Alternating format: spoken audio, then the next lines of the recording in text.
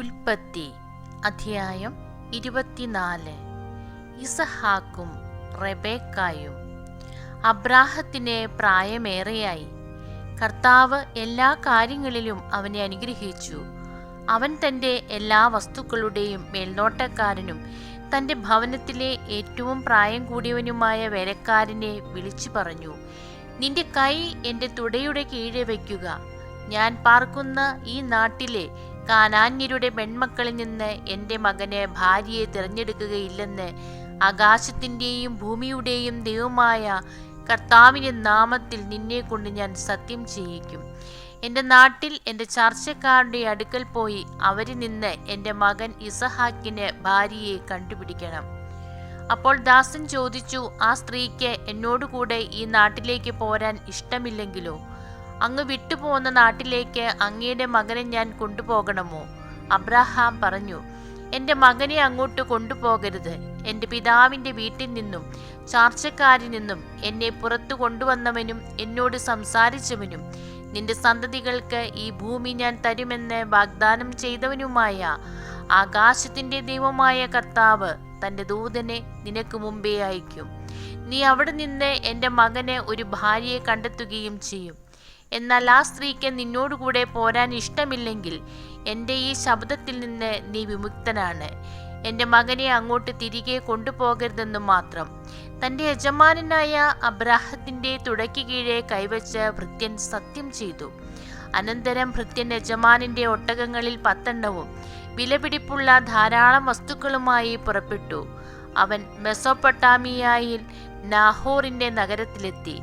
വൈകുന്നേരം സ്ത്രീകൾ വെള്ളം കോരാൻ വരുന്ന സമയത്ത് അവൻ ഒട്ടകങ്ങളെ പട്ടണത്തിന് വെളിയിൽ വെള്ളമുള്ള ഒരു കിണറിനടുത്ത് നിർത്തി.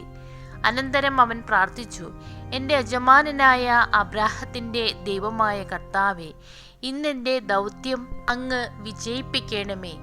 എൻ്റെ യജമാനൻ്റെ മേൽ കനിയണമേ. ഞാനിതാ ഈ കിണറ്റുകരയിൽ നിൽക്കുകയാണ്. ഇന്നാട്ടിലെ പെൺകുട്ടികൾ വെള്ളം കോരാൻ വരുന്നുണ്ട്. നിന്റെ കുടം താഴ്ത്തിത്തരിക, ഞാൻ കുടിക്കട്ടെ എന്ന് പറയുമ്പോൾ, ഇതാ കുടിച്ചുകൊള്ളുക, നിങ്ങളുടെ ഒട്ടകങ്ങൾക്കും ഞാൻ വെള്ളം കോരിത്തരാം എന്ന് പറയുന്ന പെൺകുട്ടിയായിരിക്കട്ടെ അങ്ങയുടെ ദാസനായ ഇസഹാക്കിന് അങ്ങ് നിശ്ചയിച്ചിരിക്കുന്നവൾ. അങ്ങ് എൻ്റെ യജമാനനോട് നിരന്തരമായ കാരുണ്യം കാണിച്ചിരിക്കുന്നുവെന്ന് അതുവഴി ഞാൻ മനസ്സിലാക്കും. അവനിത് പറഞ്ഞു തീരും മുമ്പ് തോളിൽ കുടവുമായി റെബേക്ക വെള്ളം കോരാൻ വന്നു. അവൾ അബ്രാഹത്തിൻ്റെ സഹോദരൻ നാഹോറിന് ഭാര്യ മിൽക്കായിലുണ്ടായ മകനായ ബെത്തുവേലിൻ്റെ മകളായിരുന്നു. പെൺകുട്ടി കാണാൻ വളരെ അഴകുള്ളവളും കന്യകയുമായിരുന്നു. അവൾ കിണറ്റിങ്കലേക്ക് ഇറങ്ങി കുടം നിറച്ചു കയറി വന്നു. അബ്രാഹത്തിൻ്റെ ഭൃത്യൻ അപ്പോൾ അവളുടെ അടുത്തേക്ക് ഓടിച്ചെന്ന് പറഞ്ഞു, ദയവായി നിന്റെ കുടത്തിൽ നിന്ന് കുറച്ച് വെള്ളം കുടിക്കാൻ തരിക. പ്രഭോ, കുടിച്ചാലും, അവൾ പറഞ്ഞു. തിടുക്കത്തിൽ കുടം താഴ്ത്തിപ്പിടിച്ച് അവൾ അവന് കുടിക്കാൻ കൊടുത്തു. കുടിച്ചു കഴിഞ്ഞപ്പോൾ അവൾ പറഞ്ഞു, അങ്ങയുടെ ഒട്ടകങ്ങൾക്കും കുടിക്കാൻ ഞാൻ വെള്ളം കോരിക്കൊടുക്കാം. അവൾ വേഗം കുടത്തിലെ വെള്ളം തൊട്ടിയിൽ ഒഴിച്ച് വീണ്ടും വെള്ളം കോരാൻ കിണറ്റിങ്കലേക്ക് ഓടി. ഒട്ടകങ്ങൾക്കെല്ലാം വെള്ളം കോരിക്കൊടുത്തു. തൻ്റെ യാത്ര കർത്താവ് ശുഭമാക്കിയോ ഇല്ലയോ എന്നറിയാൻ അവൻ നിശബ്ദനായി അവളെ തന്നെ നോക്കി നിന്നു. ഒട്ടകങ്ങൾ കുടിച്ചു കഴിഞ്ഞപ്പോൾ അവൻ 1/2 ഷെക്കൽ തൂക്കമുള്ള ഒരു സ്വർണ്ണ മോതിരവും 10 ഷെക്കൽ തൂക്കമുള്ള 2 പൊൻവളകളും അവൾക്ക് നൽകിക്കൊണ്ട് പറഞ്ഞു, നീ ആരുടെ മകളാണെന്ന് ദയവായി എന്നോട് പറയുക. നിന്റെ പിതാവിൻ്റെ ഭവനത്തിൽ ഞങ്ങൾക്ക് രാത്രി കഴിക്കാൻ ഇടം കാണുമോ? അവൾ പറഞ്ഞു, നാഹോറിനെ മിൽക്കായിൽ ജനിച്ച ബെത്തുവേലിൻ്റെ മകളാണ് ഞാൻ. അവൾ തുടർന്ന് പറഞ്ഞു, ഞങ്ങൾക്ക് കാലിത്തീറ്റയും കച്ചിയും വേണ്ടുവോളമുണ്ട്, താമസിക്കാൻ മുറിയുമുണ്ട്. അവൻ തലകുനിച്ച് കർത്താവിനെ ആരാധിച്ചുകൊണ്ട് പറഞ്ഞു, എൻ്റെ യജമാനനായ അബ്രാഹത്തിൻ്റെ ദൈവമായ കർത്താവ് വാഴ്ത്തപ്പെട്ടവൻ. തൻ്റെ കാരുണ്യവും വിശ്വസ്തതയും അവിടുന്ന് അവനിൽ നിന്ന് പിൻവലിച്ചിട്ടില്ല. എൻ്റെ യജമാനൻ്റെ ചാർച്ചക്കാരുടെ വീട്ടിലേക്ക് അവിടുന്ന് എന്നെ നയിക്കുകയും ചെയ്തിരിക്കുന്നു.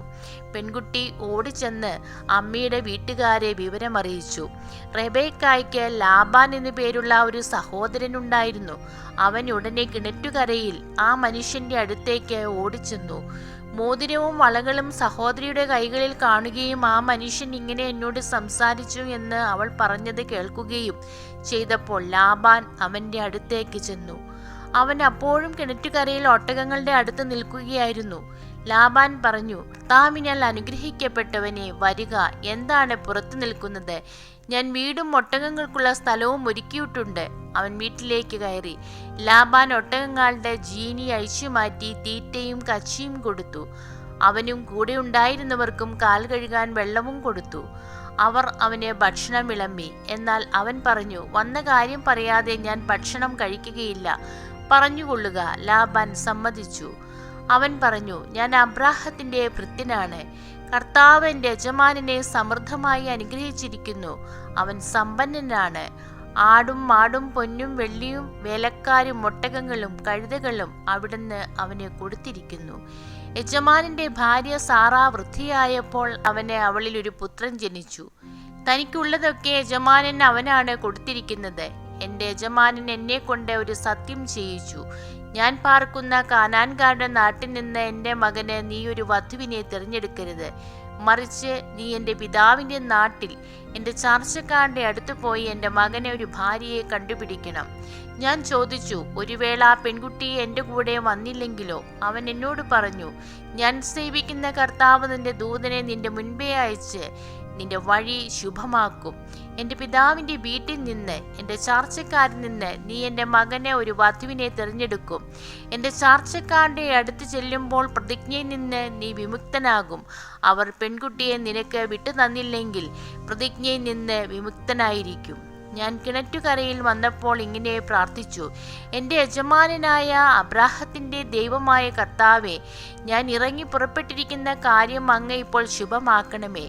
ഇതാ ഞാൻ കിണറ്റിൻകരയിൽ നിൽക്കും. വെള്ളം കോരാൻ വരുന്ന പെൺകുട്ടിയോട്, ദയവായി നിന്റെ കുടത്തിൽ നിന്ന് എനിക്ക് അല്പം വെള്ളം കുടിക്കാൻ തരിക എന്ന് ഞാൻ പറയും.